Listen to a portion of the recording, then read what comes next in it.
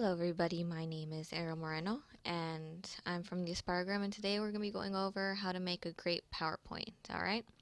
So this is pretty much just a lot of tips and tricks on how to make a good PowerPoint that will get you hopefully a good grade.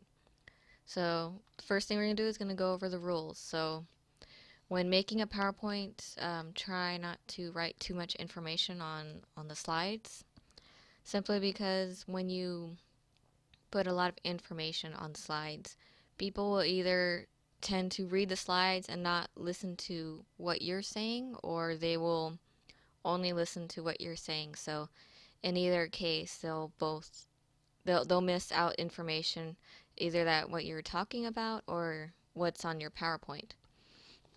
So the best way to not write so much is to only write relevant information or make it like flashcards. You put some topics on there and you remember what to talk about, sort of thing. Um, the next rule is well, you don't have, it's not really a rule. You can use pictures to illustrate your ideas. Sometimes that gets it across better, especially for younger audiences. And if you have older audiences, you're doing like a research paper and you have to put it on PowerPoint or something. It's best to not use very complicated tables or graphs. And if you do, um, make sure you label it correctly. Make sure you have the axes labeled. You have the whole entire figure labeled, and you have like a legend so people can actually look at it and understand what it's saying. All right. So why to follow these rules? It's basically how I explained it before, so we can skip this. So for those of you that don't know where to start on a PowerPoint, usually you can start by writing down what you want to write. Like let's say you're going to do a presentation on dolphins. So you'll talk so the thing you'll talk about is like some facts is like they're gray, they or they're spotted or they live in like a certain ocean. And while you're doing that you should keep in mind what point you want to get across. And make sure that you keep following the rules, as in by writing small sentences or like little tidbits of information, so that way the the viewer can listen to you and quickly look over your PowerPoint and be able to follow what's going on. Okay, and once you have an idea down, the next step you want to do is try to flesh it out in PowerPoint. Don't worry about any animations or fancy headers. Just get as much information as you can down on the PowerPoint. Because what a lot of students do is they'll try to do it all in one sitting, and once they make their PowerPoint or once they make the slide, they'll start doing a lot of animations and fancier things. So then they would forget what to put on the next slide. Okay, and then here are some other tips and tricks to use. Just use the note sections. If you don't know where that is, I can show you. It's like right here. If you see, this is notes, and you can write notes for yourself so that when you yourself are reviewing this on your own, trying to remember what to do, you can have this open. You can have the notes so you can write like this, PowerPoints. So while you're going through the slide, you can also try to remember what is in your notes. Or you can use that portion to sort of give yourself clues or hints if you ever forget. However, you can't see that if you have it on the slideshow. And one of the most important things students need to do is to practice the PowerPoint. Because a lot of times students will just make the slide an hour before class and then go into that class and try to present. But since they never practiced it or try to memorize what is on the slide or what comes first, what comes second, they'll start saying a lot of ums and they'll sometimes even put their back towards the audience, and that is something you should never do. Even like in speech class, they always say, don't ever turn your back on the audience. And a lot of people make that mistake because they don't look at what's on the PowerPoint and they don't practice it. And another thing you need to do is like while you're doing the animations for the PowerPoints, you need to make sure that the animations are flowing. Because sometimes when you add an animation, it may come out badly or it may come out like in the wrong steps that you want it to show up. And for the last thing, we need is just here are some other ideas for presentations. You don't have to use just pure PowerPoint. You can use Powtoons. It's um, it's sort of like YouTube. You can make animations to get your point across. Google PowerPoint is just a PowerPoint on Google, so you can take it with you anywhere. Prezi is a little bit more fancier than the PowerPoint. And another common place that people go to is YouTube. Since YouTube has a lot of information, you can use that. You can even use YouTube in your PowerPoint. Just make sure that the the what do you call it? The video that you use doesn't take up a large chunk of your conversation with the audience. Like usually, a minute or two is best, especially if you have like a 10-minute um, presentation you have to do. But don't make it to where it's like it takes up half of your conversation time, because that will hurt you in the long run when you're doing the PowerPoint presentation in a college setting. So the next thing I wanted to go over is really just how to make a slide with nice animations, since not every student, but usually the older students, they don't know how to insert animation. So I'm going to go over that.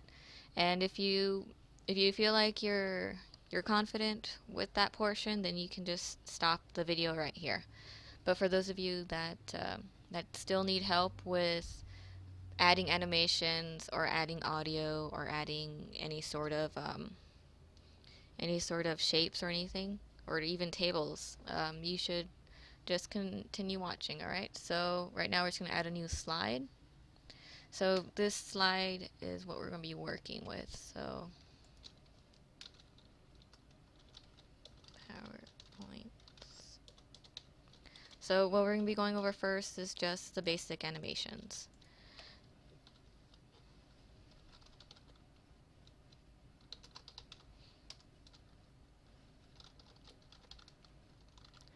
So I'm just gonna write a few random things, that way um, it makes the animation easier. So when you first want to animate, you go over here to the animation slide. I'm not slide ribbon at the top of your window, and you click it, and then it will give you a whole array of different sorts of animations you could add. However, before you do any of this, I recommend that you click your animation pane, which is right next to like the big star that says add animation. This pane basically tells you what animations are going to happen, what order, and how they will occur, and this will actually help you sort of organize. So let's animate this portion. So we want it to bounce. So this is what happens when you put it for bouncing. And if you don't want it that way, if you want it to be faster, if you want it to come in slower, you can adjust it simply by going over here in the animation pane, clicking the arrow, and then just going to timing. And once you click timing, you'll have a little window that will tell you how fast you want it to happen. So right now it's at medium, so it's going to take 2 seconds. So if you want it very fast, which would be 0.5 seconds, you can actually view it. Let's see right here. Okay. So you see how fast that went? And if you wanted to make it slower, you can. And for this, you can make the animations separately, so you can have one swivel or you can have another one just float in or fly in. That way it doesn't look all the same.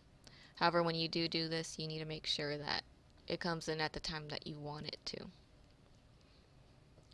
So the next portion I'm going to go over is how you want it to show up in your PowerPoint. Alright. So you can make it so you have to click it, or you can make it automatic. So for this one, we can just make this automatic. You have several options here. You have start on click, start with previous, and start after previous. So if you start with previous, that means like if it's the first thing that you click on, it's gonna pop up. So we'll just click this, that way we can see it. For the I Love Candy, we'll go after previous, and this one will go with previous. That way you can see the differences. Alright, so now that we have our animations in, we're gonna go to slideshow, and we're gonna see how it looks. So if you notice, like when I just put it up, the PowerPoint rule showed up immediately. That's because I put it to show with previous. So it's always going to show up, so you don't have to always click to get all those animations in. Alright, so since we have covered that real quickly, let's start inserting some pictures. So there's like a number of pictures you can have, or even charts, and they're all in the insert tab. So if you want, we'll just go to online pictures. Just gonna put whatever. Okay, we're gonna have this one. So you click insert, and it's going to show up right here. So you can make it smaller, put it, wherever you like, just the way that you like it, or whatever way you want it. And if you want to edit it, if let's say that it's too big, or you want to cut out a portion of it, you can go here to the crop tool. All you have to do is click the crop tool, and this is in the picture tools and format tab. You can get there just by clicking on the picture itself, and that will pop up. So once you click the crop, you can automatically adjust it. So if you see right here, you see all the colors fading. Like all this gray area is what's not going to show. Everything in here is going to show. So when you're done cropping whatever it is that you need to crop, you click it again, and there you have it. And you can even, like, if you want, you can just rotate it so it looks nice, like this. Alright, so since we've gone over animations and pictures, we're next going to go over how to insert charts. So since I don't have anything to put up, I'll just show you how to start it. So the charts is in the insert section, and there's a lot of variety. You can have columns, lines, pie graphs, bars, areas, X, Y, scatter. There's like a lot of different charts you can have. So let's go with a line. And this is what's going to look like. And then right here you can adjust it so you can fit it in your PowerPoint. Just make sure that when you want to move it, make sure you click on the outside portion. Otherwise you're going to take only a portion of that chart. And up here it's actually, this is from Microsoft Excel. This automatically pops up when you create a chart. So what you first want to do is just sort of orient yourself around the table. So the series right here, 1, 2, and 3, it corresponds to the arrows over here in this section. So if you're making a PowerPoint and you only need like one, or if you're making a chart and you only need one line, you can just click the bottom corner of it and just drag it so that you only see one line. The categories here refer to like the numbers, so you can number 1, 2, 3, 4, 5, and that will help you. And this portion will automatically show up. So since I'm not going to really put information on there, I'll just leave it like that. And if you want to add other things like axes and an actual title, you can go to here to quick layout, and it'll give you several different options. So it'll have you like this, and it'll give you, uh, you can put it like this, and it'll give you like what you put in. That way, the people can actually look at the graph and the table at the same time. Or you can have it like this, but I recommend that you have it this one. I think this one was layout 10. Yeah, because it has the axis titles, it has the title of the figure, and it has a legend, which really does help. So I think that's about it. Oh wait, there's audio and video, and since I don't need to put audio video, I'll just show you real quickly. The audio and video is also in the insert tab. So if you want to insert audio, you would need to have it on your computer, and that's the same for video. I don't know if you can actually like um, if you actually have to upload it into there and it'll automatically play, but it may just be easier to put a link in the description. I mean, in the link in the PowerPoint so you can click it. And over here you have your shapes. So whatever shape you have, whether it's a circle or whatever, you can actually edit that. You can even make it like a little speech bubble if you actually really wanted to. So I think that is it for today. And thank you for being here and listening to me talk for a very long time. If you need any more help, just go to the Aspire program. It's in the Cortez Hall. And if you're not from UTB, then just go to your nearest tutor or just, just mess around with the PowerPoint and you'll eventually figure something out. And that's like really the best way you can learn. All right, so until next time, see you later.